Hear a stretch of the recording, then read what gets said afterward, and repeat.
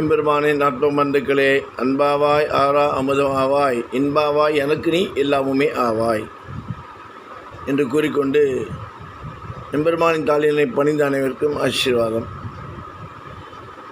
அன்பு, அறிவு, ஆன்மீகம். எல்லா மதமும், எல்லா மத குருமார்களும், எல்லா பெரியவர்களும், எல்லா ஆன்மீகவாதிகளும் வழிகாட்டி சொல்லுவது, முதன்மையாக சொல்வது அன்பே. அன்பே தகழியாக, ஆர்வமே நெய்யாக, என்பொருகி சிந்தை இடுதிரியாக, நண்பொருகி ஞானச்சுடர் விளக்கேற்றினேன் நாரணர்க்கு என்று கூறியது போல் அன்புதான் பிரதாமம். யாரிடத்தில் வைக்க வேண்டும், எவ்வளவு வைக்க வேண்டும் என்று சிந்தித்து செயல்படுவதற்கு அறிவு தேவை. இந்த அறிவின் மூலம் அன்பு யாரிடத்தில் வைத்தால் நீடிக்கும்? உண்மையான அன்பா, காரியத்திற்காக அன்பா, காரியத்தை சாதித்துக் கொள்வதற்காக அன்பா என்று இப்படிப்பட்ட பல விதங்களில் அன்பு இன்றைக்கு பரிணமிக்கிறது. அதற்கு அறிவு என்று சொல்லக்கூடிய இறைவனால் கொடுக்கப்பட்டதை உணர்ந்து எப்படி அன்பை செலுத்த வேண்டும், யாரிடத்தில் செலுத்த வேண்டும், எந்த அன்பு நிலைத்து நிற்கும் என்பதை பகுத்தறிந்து செயல்படுவதற்கே பகுத்தறிவு என்று சொல்லக்கூடிய அறிவை இறைவன் கொடுத்துள்ளான். அன்பின் மூலம் வம்பு வருகிறது, அன்பின் மூலம் ஏமாற்றம் வருகிறது, அன்பின் மூலம் ஏமாற்றப்படுகிறோம், ஏமாறுகிறோம். போலியாக, காரியவாதியாக, சந்தர்ப்பவாதியாக, சுயநலவாதியாக, சுயநலத்திற்காக அன்பை பயன்படுத்தி கொண்டு இன்றும் பலர் வாழ்ந்து கொண்டிருக்கிறார்கள். அவருடைய காரியத்தை சாதித்து கொள்ளும் வரை, அவர்கள் காரியம் முடியும் வரை, அவர்கள் காரியம் ஜெயப்படும் வரை உன்னால். அப்பேற்பட்ட அன்பு எப்பொழுதுமே போலி, ஏமாற்று செயல். இதைத்தான் நான் நன்கு அறிந்து தெளிந்து தெளிவாக புரிந்து கொண்டவர்களாக புரிந்து கொண்டு நாம் அன்பை செலுத்த வேண்டும். இப்படிப்பட்ட காரியவாதிக்கும் ஏமாற்றுவாதிக்கும் செலுத்தக்கூடிய அன்பால் உன்னுடைய நேரகாலம் நீ உண்மையாக செலுத்திய அன்பு உனக்கு வீணாகது மட்டுமல்லாமல் நேரம் காலம், அதனால் உன் மனதும் வாழ்க்கையும் பாதிக்கப்படுகிறது. இப்படி என்று பலர் வாழ்ந்து கொண்டிருக்கிறார்கள். உண்மையான அன்பு என்பது எதிர்பார்ப்பில்லாமல், ஏமாற்றாமல், வஞ்சிக்காமல்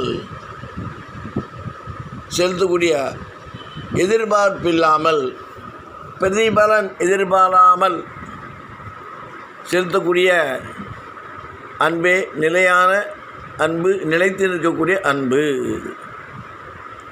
அந்த அன்பு இன்று பலரிடத்தில் காண முடியவில்லை, முடியாது. ஏனென்றால் அவர்களுடைய காரியத்தை சாதித்து கொள்ளும் வரைதான் அன்பை செலுத்துவது போல் நடித்து காட்டுகிறார்கள். நாடக மேடை என்று சொல்லக்கூடிய உலகத்தில், உலக வாழ்க்கையில் எந்த அன்பு நிலைக்கும்? தாய் அன்பு மட்டும். நீ செய்தாலும் செய்யாவிட்டாலும், கொடுத்தாலும் கொடுக்காவிட்டாலும், தாயிடத்தில் கோபித்து கொண்டாலும், கோபப்பட்டாலும், நீ வெறுத்தாலும், நீ வெறுத்து ஒதுக்கினாலும், வயோதிகத்திலும் முதுமையிலும் உன்னிடத்தில் எப்படி பெற்றெடுக்கும்போது செலுத்திய அன்பு உனக்கு வயதாகிலும், அவர்கள் முதுமையானாலும் அந்த அன்பு மட்டும் மாறாது. இது பிரதிபலன் எதிர்பாராமல், உன்னிடத்தில் பலனை பார்க்காமல், நீ என்ன செய்வாய், என்ன செய்யப் போகிறாய், என்ன செய்தால் எப்படி அன்பு செலுத்த வேண்டும் என்ற எண்ணம் இல்லாமல் நிச்சலமாக நீ செலுத்துவதை விட தாயிடத்தில் பன்மடங்கு தன் பிள்ளை, தன் குழந்தை, அதான் சொல்ல, டெல்லிக்கு ராஜானாலும் தள்ளிக்கு பிட்டை, ஊருக்கு ராஜா இருக்கலாம், பெற்றவளுக்கு பிள்ளை தானே நீ, அதான் தெலுங்கில் சொல்கிறது. அந்த அன்பே உண்மையான அன்பு. அடுத்தது, அன்பு என்பதை ஆண்டவரிடத்தில் செலுத்தும்போது அது பக்தியாக போகிறது.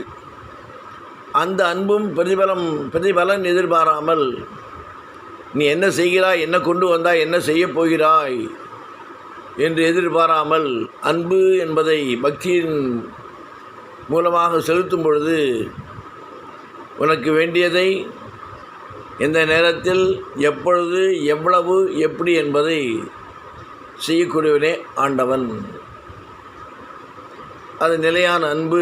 பக்தியின் மூலமாக எதிர்பார்ப்பு இல்லாத உண்மையான அன்பை நீ செலுத்தும்போது அவன் பிரதி உபகாரமாக உன்னிடத்தில் எதிர்பார்க்காமல் அவன் தன் கடமையை பக்தி என்ற மூலத்தில் அன்பு மூலமாக உன்னை காத்து ரட்சித்து காப்பாற்றுகிறான்.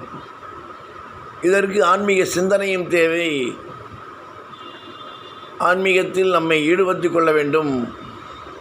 அப்பொழுதுதான் நாம் பகுத்தறிந்து செயல்படுவதற்குண்டான அறிவு பயன்பாடு, அதன் மூலம் நாம் செலுத்தக்கூடிய அன்புக்கு, அன்பு செலுத்துபவர்களுக்கு உண்மையான அன்பாக இருக்கிறார்களா, அதற்கு அவர்கள் யோகிதாம்சம் உள்ளவர்களா என்று செயல்பாடு படுத்துவதற்கு ஆன்மீக சிந்தனையுடன், ஆண்டவன் அருளுடன் அறிவை நாம் சரியாக பயன்படுத்த வேண்டியவர்களுக்கு அன்பை கொடுத்தால் பிரதிபலம் எதிர்பாராமல் அந்த அன்பை நீடிக்க வைத்து கொண்டு நம்மை உண்மையாக நேசிப்பவர்கள், இப்படி இருப்பவர்கள் யார் என்பதை நாம் புரிந்து கொள்வதற்கு அறிவோடு சேர்ந்து ஆன்மீகமும் இருந்தால்தான் நாம் இந்த பூவுலகில் வாழ முடியும். இல்லை என்றால் ஏமாற்றப்படுவோம், ஏமாற்றி விடுவோம். அதனால் பாதிக்கப்படுவது நீ யாரிடத்தில் செலுத்தினாயோ அவர்கள் இல்லை, யாரிடத்தில் செலுத்தி அதனால் ஏமாற்றப்படுகிறாயோ பாதிப்பது நீ மட்டும்தான் என்பதை புரிந்து கொள்ள வேண்டும். அன்பு தேவைதான். அறிவாற்றல் மூலம் அன்பை செலுத்துவதற்கு எப்படி என்பதை சுட்டி காட்டுவதற்கும், உணர்த்தி காட்டுவதற்கும், செய்து காட்டுவதற்கும், புரிந்து கொள்வதற்கும் ஆண்டவனுடைய அருளுடன் சேர்ந்த ஆன்மீக சிந்தனை தேவை. இதை நாம் புரிந்து கொண்டு உண்மையாக, தூய்மையாக செலுத்தக்கூடியவர்களுடைய அன்பை நாம் பெற வேண்டும். அது தாயிடத்தில் கிடைக்கும், எதிர்பார்ப்பு இல்லாமல். அதற்கு மேலாக அன்பு என்பதை பக்தியின் மூலமாக ஆண்டவனிடத்தில் செலுத்தும்போது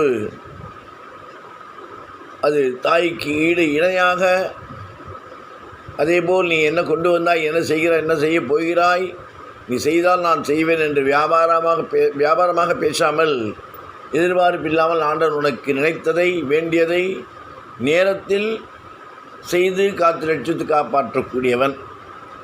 இதற்கு ஆண்டவனுடைய அருளையும் ஆன்மீக சிந்தனையும் இருந்தால், அறிவை பயன்படுத்தி அன்பு என்பது என்ன, அன்பு யாரிடத்தில், எவ்வளவு, எப்படி, எங்கே, எது உண்மை, எது பொய், எது போலி, எது நாடகமாடுகிறார்கள் என்பதை புரிந்து கொண்டு வாழ வேண்டும்.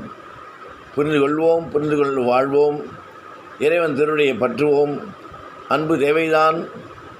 அன்பு செலுத்தப்பட வேண்டியவர்களுக்கு, உண்மையாக இருப்பவர்களுக்கு மட்டும் நாம் செலுத்தி அதன் மூலம் நட்பை வளர்த்துக்கொள்வோம், அறிவாற்றலை வளர்த்துக்கொள்வோம், ஆன்மீக சிந்தனையோடு வாழ்வோம் என்று கூறிக்கொண்டு ராமானுஜரின் திவ்ய திருவடிகளே சரணம்.